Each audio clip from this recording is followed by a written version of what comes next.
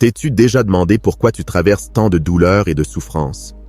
Te sens-tu seul au milieu de tes épreuves et te demandes-tu si tout cela a un sens?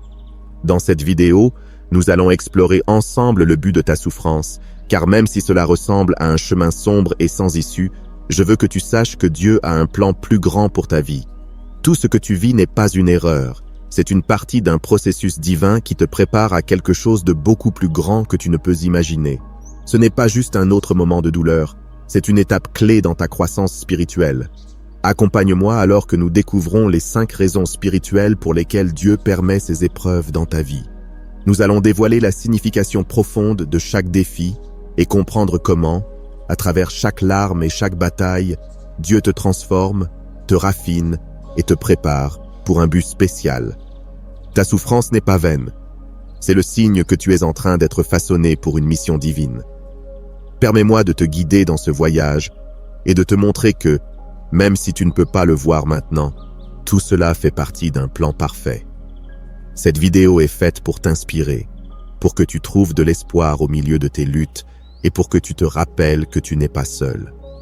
Dieu travaille dans ta vie et si tu restes avec moi jusqu'à la fin, tu découvriras non seulement les raisons derrière ta douleur, mais tu trouveras aussi la force de continuer avec la certitude que quelque chose de grand est à venir. La première raison concerne le creuset du raffinement. Dieu est en train de te purifier. Dans la vie spirituelle, le feu du creuset représente le processus par lequel les métaux précieux comme l'or et l'argent sont purifiés.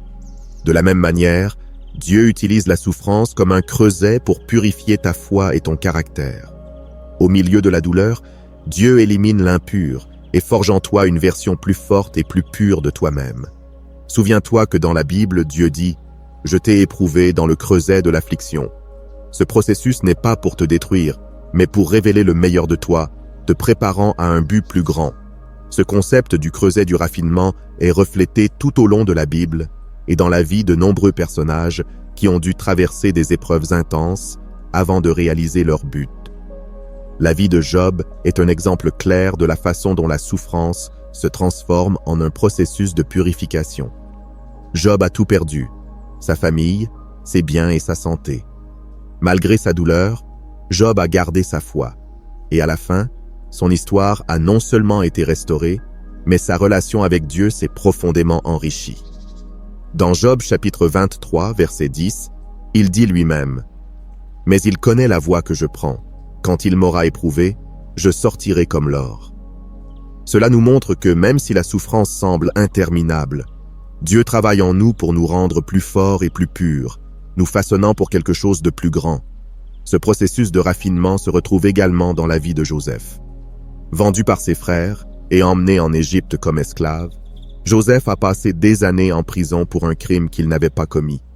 Il aurait pu penser que Dieu l'avait abandonné, mais en réalité, Dieu utilisait ce temps de souffrance pour le préparer à devenir le leader qui sauverait sa famille et de nombreuses autres personnes pendant la famine. Dans Genèse chapitre 50, verset 20, Joseph réfléchit à son expérience et dit « Vous aviez médité de me faire du mal. Dieu l'a changé en bien. » La douleur de Joseph n'a pas été vaine. Elle a été le creuset qui l'a préparé à accomplir un but qui a changé sa vie et celle de beaucoup d'autres. Dans la vie quotidienne, nous pouvons également voir comment ce processus de raffinement se manifeste dans nos propres expériences. Lorsque nous faisons face à des pertes, des échecs ou des défis qui semblent insurmontables, il est facile de sombrer dans le désespoir et de se demander pourquoi Dieu permet ces choses. Peut-être as-tu perdu ton travail et te sens désorienté, ou tu as traversé une rupture douloureuse qui t'a laissé le cœur brisé. Dans ces moments, on peut avoir l'impression d'être écrasé par le poids de la souffrance. Cependant, c'est précisément dans ces temps-là que Dieu enlève ce qui ne te bénéficie pas, peur, insécurité, orgueil ou toute autre chose qui t'éloigne de lui. Dieu est en train de raffiner ton caractère, t'enseignant à dépendre de sa force et non de la tienne. L'apôtre Pierre a également vécu ce type de raffinement. Avant de devenir l'un des piliers de l'Église, Pierre a dû affronter son plus grand échec personnel en niant Jésus 3 fois. Malgré son repentir et sa douleur, Jésus ne l'a pas rejeté. Au contraire, il l'a restauré et raffiné à travers sa souffrance. en faisant de lui un leader courageux et passionné pour la vérité de l'Évangile. Dans la première épître de Pierre, chapitre 1, verset 7, il écrit « Afin que l'épreuve de votre foi, plus précieuse que l'or périssable qui cependant est éprouvé par le feu, ait pour résultat la louange, la gloire et l'honneur lorsque Jésus-Christ apparaîtra. » Pierre a compris que la foi raffinée dans le creuset de la souffrance est d'une grande valeur aux yeux de Dieu. Dieu utilise également le creuset du raffinement pour te rapprocher de lui. Dans les moments de douleur, nous nous rendons souvent compte que rien dans ce monde ne peut nous offrir la paix et la force que Dieu seul peut donner. C'est dans ces moments-là que nous apprenons à le chercher avec plus de ferveur, à dépendre davantage de sa parole et à trouver du réconfort dans sa présence. Le psaume 119, verset 71, exprime cette vérité.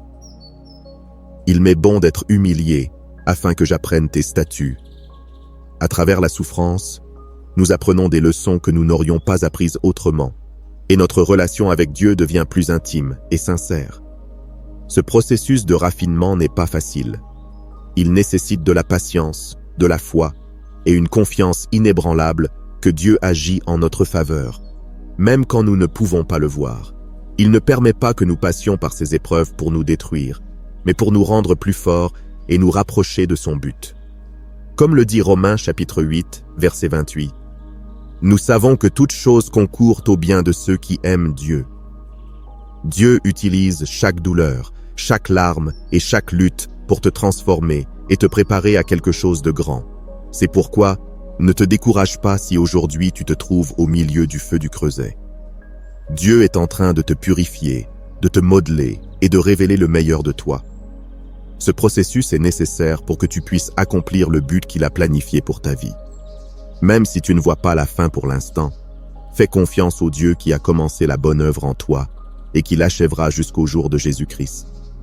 Continue avec foi, car ta souffrance n'est pas vaine. C'est le chemin vers la transformation et la gloire que Dieu a réservé pour toi. La deuxième raison est l'ombre de la vallée. Cette étape est une préparation pour une plus grande gloire. Traverser la vallée sombre n'est pas la fin, mais un chemin qui te prépare à ce qui est à venir. Tout comme David l'a écrit dans le psaume 23, « Même quand je marche dans la vallée de l'ombre de la mort, je ne crains aucun mal, car tu es avec moi. » Dieu est avec toi dans chaque ombre, utilisant la souffrance pour te fortifier et t'équiper pour la gloire future. Peu importe à quel point la vallée est sombre, Dieu ne t'abandonne jamais et il te prépare à quelque chose de beaucoup plus grand. C'est dans ces moments, quand tout semble sombre, que Dieu montre que sa présence est constante, même lorsque nos émotions nous font sentir le contraire. La vallée de l'ombre représente ces moments de la vie où l'on a l'impression que l'obscurité nous enveloppe, où chaque pas semble lourd et où l'avenir paraît incertain. C'est le lieu des larmes, de la douleur et de la solitude, mais c'est aussi l'endroit où notre foi est mise à l'épreuve et fortifiée. Dans la Bible, beaucoup ont traversé ces vallées avant d'expérimenter la grandeur que Dieu leur avait réservée. David, avant de devenir roi, a passé des années à fuir la persécution, vivant comme un fugitif en échappant à Saül. C'est dans ces moments sombres que David a appris à faire confiance à Dieu de manière absolue, développant la force et la sagesse nécessaires pour diriger Israël comme un roi selon le cœur de Dieu. Chaque jour dans la vallée était un pas de plus vers son destin, où Dieu lui apprenait à dépendre totalement de sa guidance et de sa protection.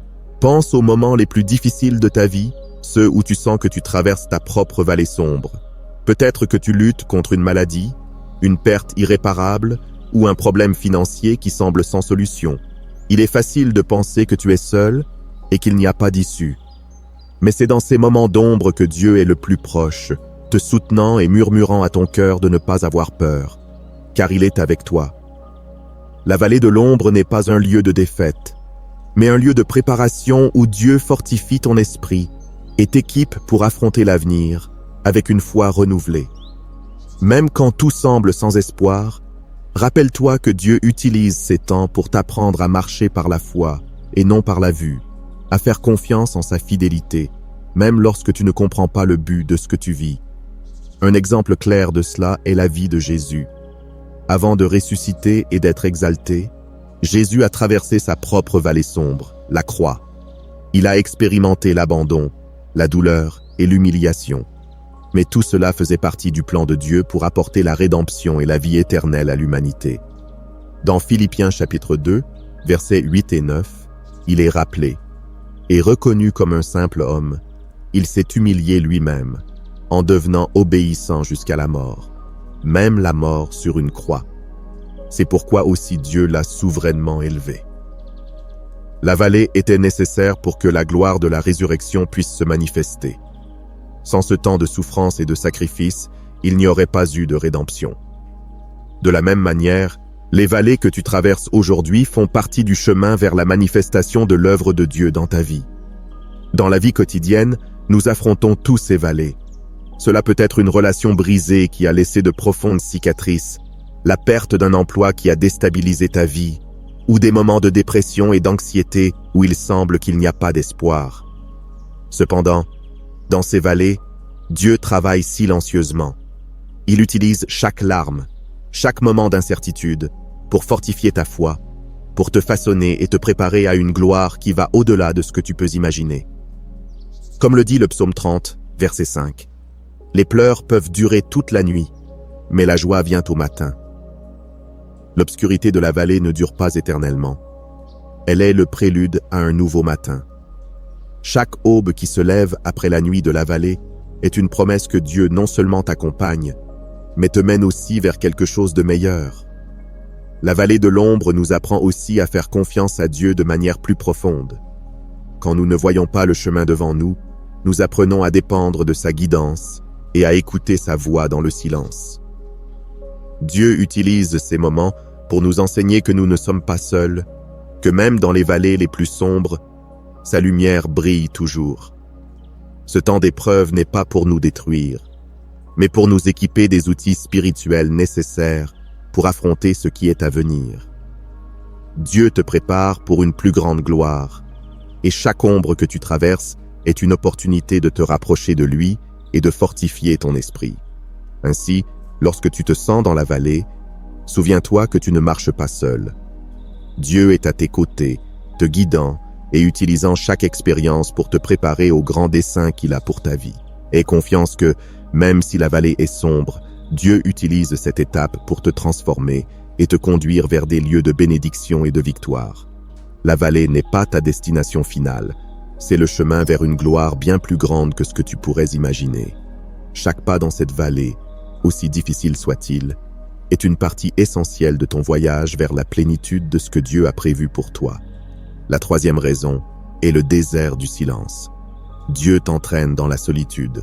Le désert est un temps de solitude et de silence, un lieu où les distractions s'estompent et où ta relation avec Dieu se renforce. C'est là que tu apprends à dépendre complètement de lui. Pense à Jésus, qui a été conduit dans le désert pour être tenté et éprouvé. Dans cet endroit solitaire, Jésus a développé la force et la sagesse nécessaires pour accomplir sa mission. De la même manière, Dieu utilise tes déserts personnels pour t'entraîner et fortifier ton esprit. Le désert symbolise un espace d'épreuve et de préparation, mais surtout un lieu où l'âme se dépouille devant Dieu. Dans la Bible, le désert n'est pas seulement un lieu physique, mais aussi un état spirituel où l'on se débarrasse du superflu et de l'inutile. Dans le désert, il n'y a pas d'applaudissements, pas de foule, juste un silence qui parfois semble écrasant, mais qui, en réalité, est une invitation divine à écouter plus clairement la voix de Dieu. Jésus, avant de commencer son ministère, a été conduit au désert pour affronter des tentations et être éprouvé dans sa dépendance totale envers le Père. Ce temps ne l'a pas seulement fortifié, il l'a également équipé du pouvoir et de l'autorité pour affronter les adversités qui allèrent suivre. Le désert, loin d'être un lieu de punition, est un espace sacré où se forgent les leaders spirituels et où les cœurs se préparent à accomplir des missions plus grandes. Le désert a également été un lieu clé pour Moïse. Avant de devenir le grand leader qui guiderait les Israélites hors d'Égypte, Moïse a passé 40 ans dans le désert en tant que berger, loin du pouvoir et du luxe qu'il avait connu dans le palais de Pharaon. Ce temps fut crucial pour que Moïse apprenne à écouter la voix de Dieu et à dépendre entièrement de lui. Dans le désert, Moïse a rencontré Dieu dans le buisson ardent, une expérience qui a transformé sa vie et l'a préparé à affronter Pharaon et à conduire son peuple vers la liberté. Dans Exode chapitre 3, verset 1, il est relaté comment Moïse gardait les moutons de son beau-père lorsque Dieu lui est apparu, démontrant que c'est dans les moments les plus simples et silencieux de notre vie que Dieu peut parler le plus clairement. Le désert est aussi un lieu où nous apprenons à affronter nos propres faiblesses. Dans le livre d'Osée, Dieu dit « Je la conduirai au désert et je parlerai à son cœur ». Osée chapitre 2, verset 14.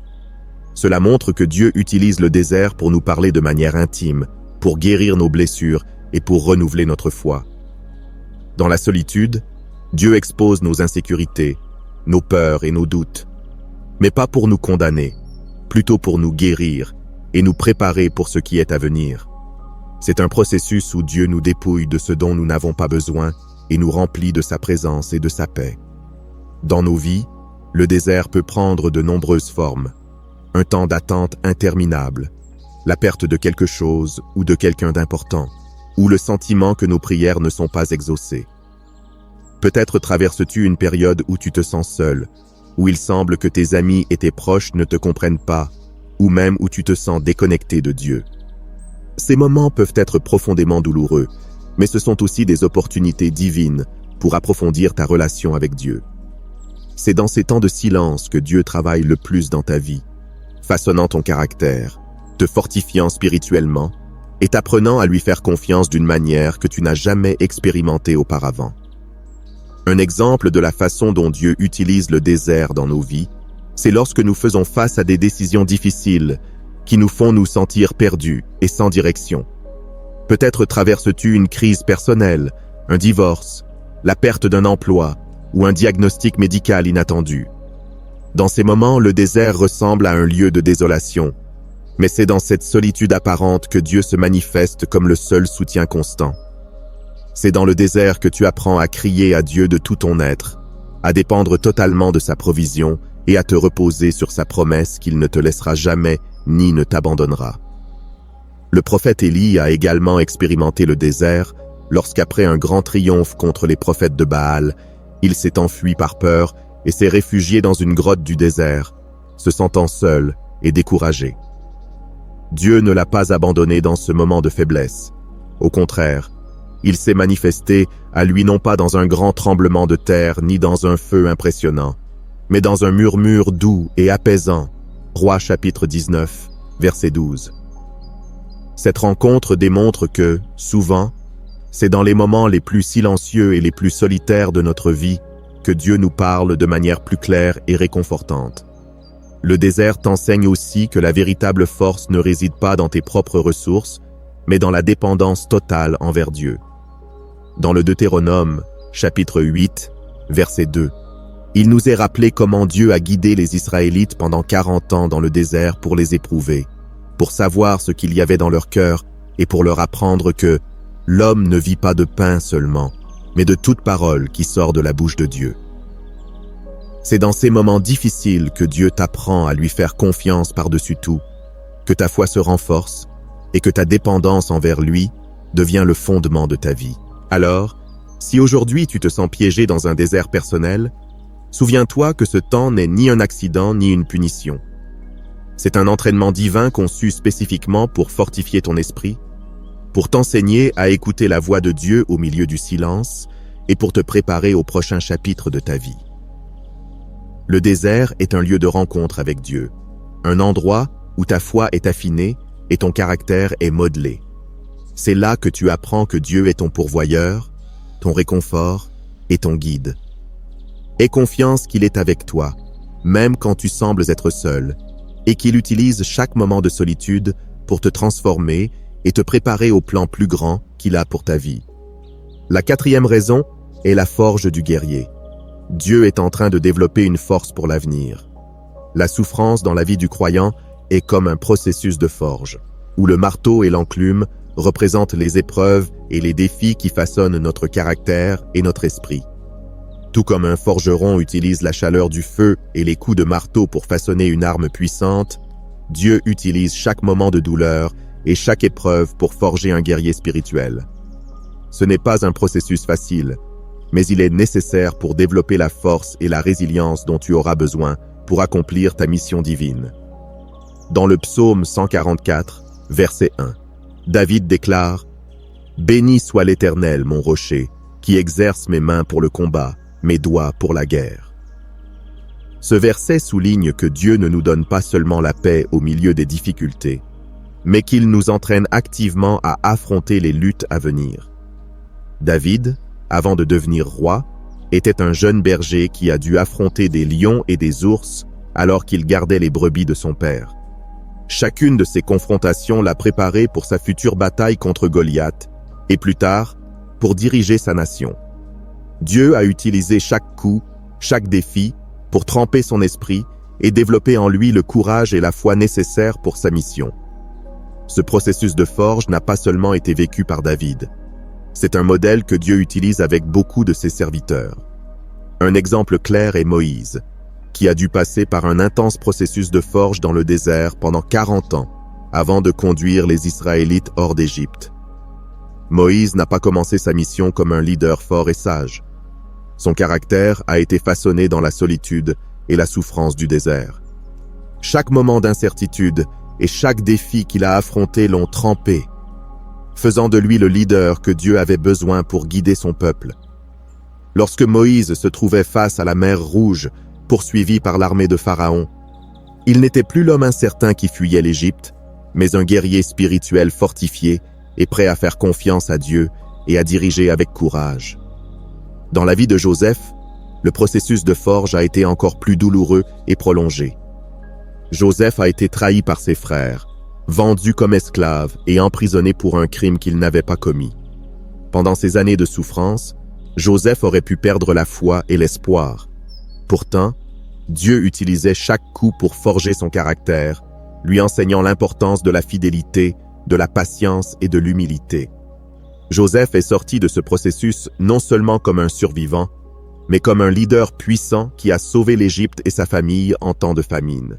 Dans Genèse chapitre 50, verset 20, Joseph dit « Vous aviez médité de me faire du mal, Dieu l'a changé en bien. » Chaque épreuve était un coup du marteau divin qui a façonné Joseph en l'homme qu'il était destiné à devenir. La forge du guerrier se manifeste également dans nos vies quotidiennes. Peut-être traverses-tu une crise économique, luttes-tu pour subvenir aux besoins de ta famille, ou fais-tu face à des problèmes de santé qui semblent interminables. Il est facile de se sentir accablé et de se demander pourquoi Dieu permet de telles difficultés. Cependant, chacun de ces défis est une occasion pour Dieu de travailler en toi, de tremper ta foi et de développer en toi une force qui ne peut naître que dans le feu de l'épreuve. Tout comme un guerrier s'entraîne inlassablement pour la bataille, Dieu utilise chaque épreuve pour t'entraîner, pour tremper ton esprit et te préparer au but qu'il a conçu spécialement pour toi. L'apôtre Paul est un autre exemple de la manière dont Dieu forge ses guerriers à travers la souffrance. Dans 2 Corinthiens chapitre 12, verset 9, Paul parle de sa propre lutte avec une écharde dans la chair, un problème persistant qui lui causait une grande douleur. Dieu n'a pas enlevé cette écharde, mais lui a dit « Ma grâce te suffit, car ma puissance s'accomplit dans la faiblesse. » Paul a appris que sa souffrance n'était pas un obstacle, mais un outil de Dieu pour le forger et le fortifier. La forge n'élimine pas nos faiblesses, mais transforme ces faiblesses en points de force à travers le pouvoir de Dieu. Chaque fois que Paul faisait face à l'adversité, c'était un rappel que sa force ne venait pas de lui, mais de Dieu, qui le trempait pour sa mission. La forge du guerrier nous enseigne que chaque bataille, aussi petite soit-elle, est un pas de plus dans la construction du guerrier que Dieu veut que tu deviennes. Lorsque tu surmontes une difficulté, qu'il s'agisse d'un combat interne contre le doute, d'un conflit avec une personne proche ou d'une lutte personnelle contre une addiction ou une mauvaise habitude, tu développes des muscles spirituels. Chaque défi surmonté est un témoignage de la grâce de Dieu dans ta vie et te prépare à affronter des épreuves plus grandes à l'avenir. Dieu utilise chaque coup de la vie pour te rendre plus fort, plus résistant et mieux équipé pour accomplir le dessein qu'il a conçu pour toi. Ce processus de forge ressemble à l'entraînement d'un athlète de haut niveau. Un athlète n'atteint pas son plein potentiel sans passer par des heures d'entraînement, de douleur et de discipline. De la même manière, Dieu te prépare pour une mission spécifique que toi seul peux accomplir. Chaque épreuve est un entraînement spirituel qui te fortifie et t'équipe pour la bataille. Ce n'est pas facile, mais chaque coup du marteau divin te rapproche davantage de la plénitude de ton dessein. La souffrance nous enseigne aussi à être résilients, à ne pas abandonner quand les choses deviennent difficiles. Cette résilience est l'une des armes les plus puissantes que Dieu peut forger en nous. Lorsque nous faisons face au rejet, à la perte ou à la critique, Dieu utilise ces coups pour nous enseigner à rester fermes, à livrer le bon combat de la foi et à ne pas reculer. Dans Romains chapitre 5, versets 3 et 4, il est dit « Nous nous glorifions même dans les tribulations, sachant que la tribulation produit la patience, l'expérience, et l'expérience, l'espérance. » Ce cycle d'épreuves et de croissance est ce qui te forge comme un guerrier de Dieu, avec une foi inébranlable et une espérance qui surpasse toutes les circonstances. Chaque coup et chaque épreuve que tu affrontes sont conçus par Dieu pour fortifier ton esprit. Peut-être que tu te sens aujourd'hui abattu, fatigué du combat, mais souviens-toi que Dieu travaille en toi, forgeant en toi la force nécessaire pour accomplir ta mission. Tu n'es pas seul dans ce processus. Chaque douleur, chaque lutte et chaque défi sont en train de former en toi le caractère et la force d'un vrai guerrier. Garde la foi et continue d'avancer, sachant que Dieu est en train de forger en toi un esprit inébranlable, prêt à affronter toute bataille qui se présentera sur ton chemin. Peu importe la force du coup, chacun te rapproche de la victoire que Dieu a préparée pour toi. La 5e raison est la graine cachée. Tu es en attente du temps parfait de Dieu. Parfois, la souffrance donne l'impression d'être enterrée, enveloppée dans l'obscurité et le silence, sans signe d'avancement ni d'issue. Il est facile de penser que tout est fini, mais en réalité, tu es comme une graine plantée en terre, attendant le moment propice pour germer. Ce qui semble être un temps d'inactivité et de stagnation est en réalité une étape cruciale où Dieu travaille dans les profondeurs de ton être, te préparant pour une récolte abondante. La vie d'une graine dans l'obscurité de la terre est un processus silencieux, invisible aux yeux humains, mais rempli de transformation. À première vue, il semble que rien ne se passe, mais en réalité, la graine traverse une métamorphose vitale. Elle développe des racines profondes, cherche des nutriments et s'ancre solidement, tout cela en préparation pour briser la surface et croître vers la lumière. De la même manière, dans tes moments de plus grande souffrance, lorsque tu as l'impression que tout est à l'arrêt, Dieu travaille silencieusement en toi, développant des racines de foi, de patience et de résilience. Ce temps d'attente n'est pas vain. C'est une préparation nécessaire pour que, lorsque tu écloras, tu le fasses avec force et détermination. Dans la Bible, Jésus utilise cette métaphore dans Jean chapitre 12, verset 24.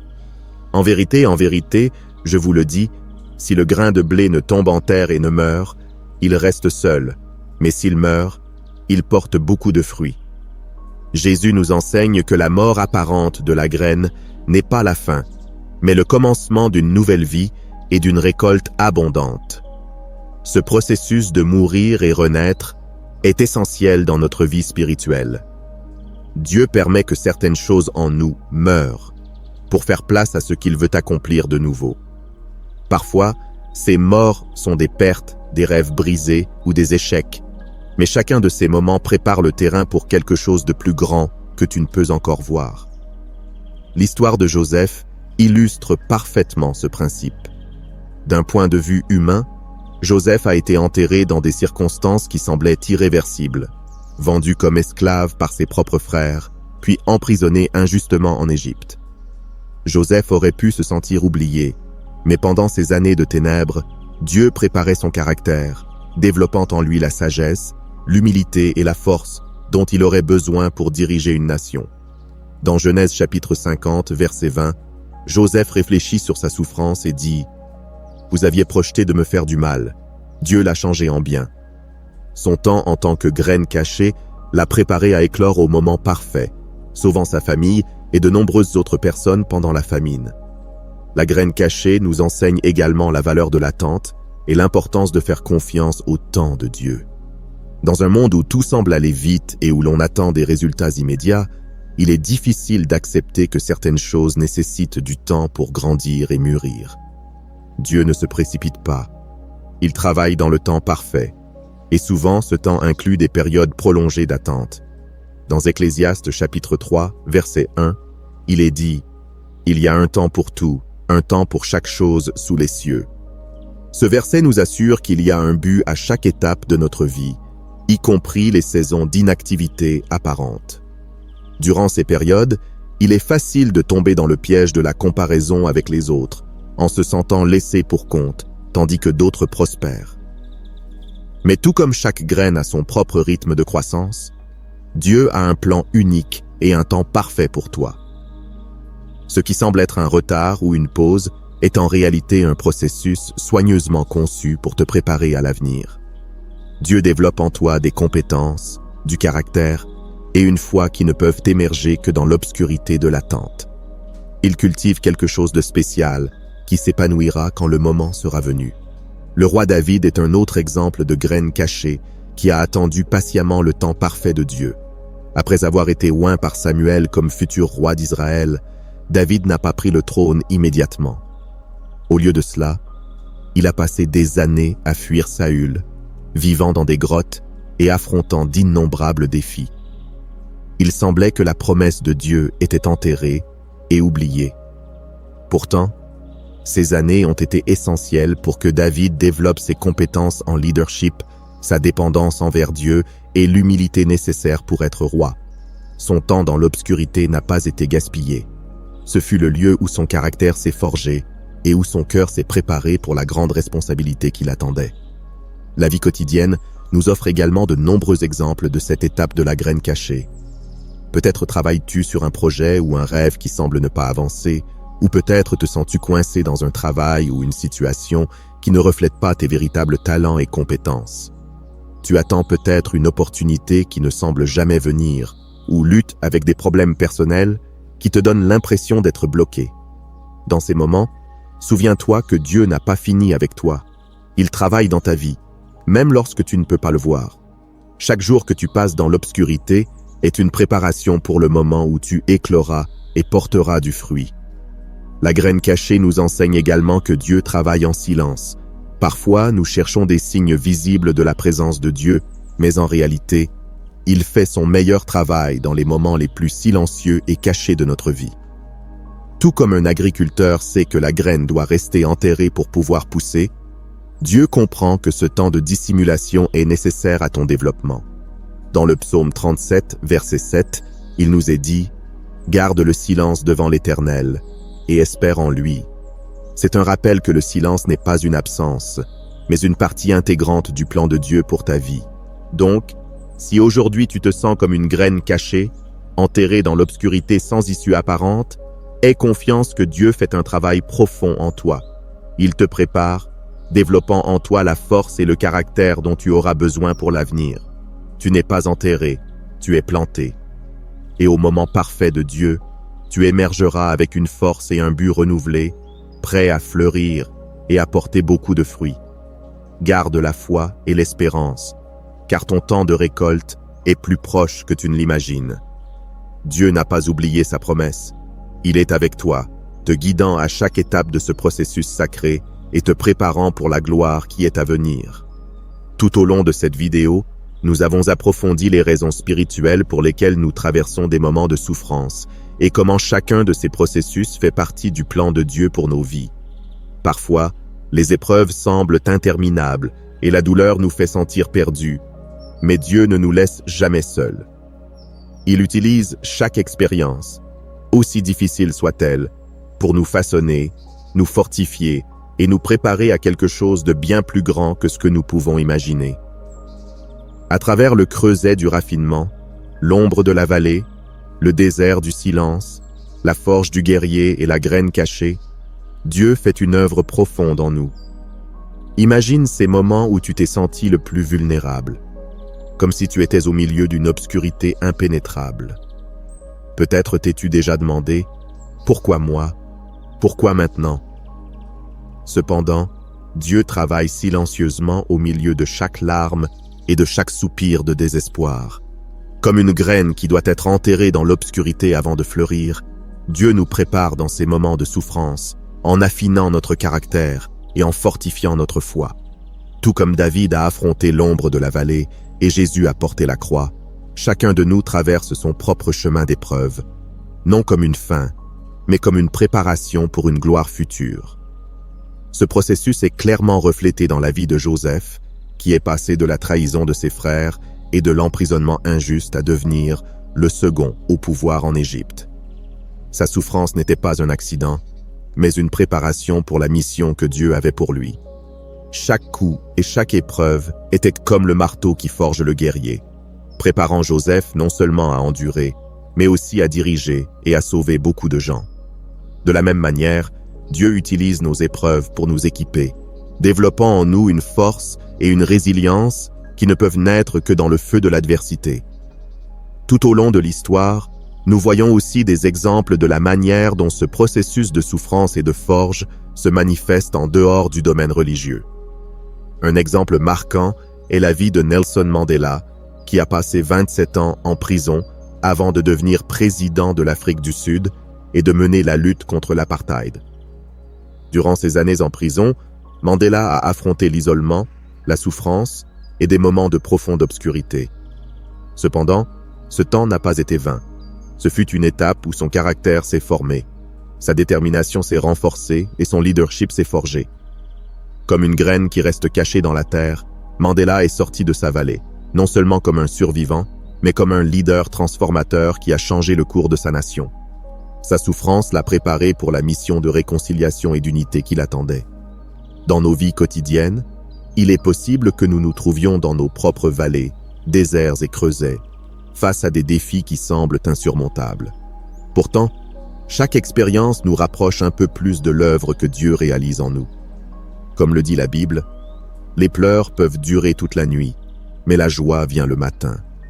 Peu importe la profondeur de la vallée ou l'intensité de l'épreuve, Dieu utilise chaque moment pour te conduire vers un but plus grand, pour te transformer en une version plus forte et plus pure de toi-même. Alors, lorsque tu te trouves au milieu de l'ombre ou que tu ressens le poids de l'enclume sur toi, souviens-toi que tu n'es pas seul. Dieu est à tes côtés, façonnant ton esprit et te préparant pour tout ce qu'il a prévu pour toi. Ne crains pas le processus, car c'est dans ce processus que Dieu se révèle de la manière la plus puissante et que sa gloire se manifeste dans nos vies.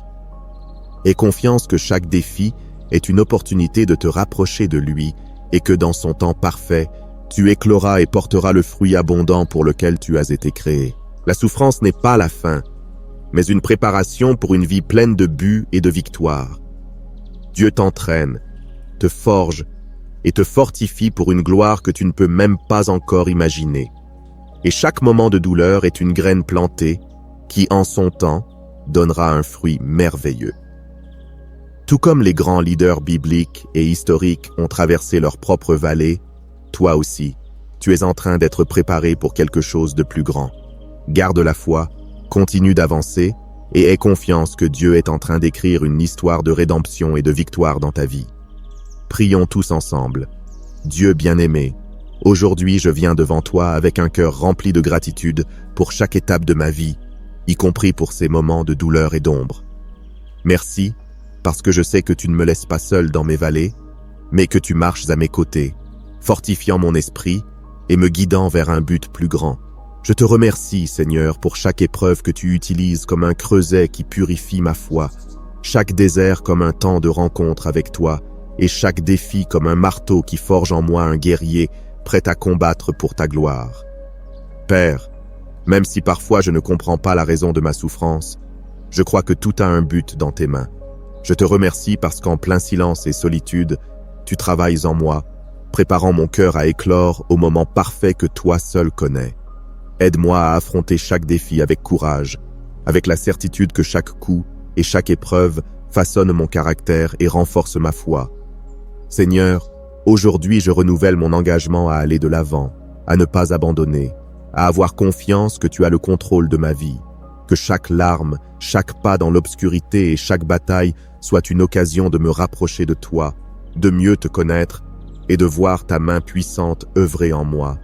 Je t'aime, Dieu, et je te remercie pour l'œuvre que tu fais dans ma vie, pour l'espoir que tu me donnes et pour la promesse que, même si je traverse la vallée, je ne craindrai rien, car tu seras toujours avec moi. En ton nom, je déclare que ma souffrance n'est pas vaine, que je suis en train d'être préparé pour une gloire future, et que tout ce que je traverse aujourd'hui me conduit vers une destinée pleine de bénédictions et de buts. Merci Seigneur, d'être mon rocher et mon refuge, ma force et ma paix en toutes circonstances. Amen.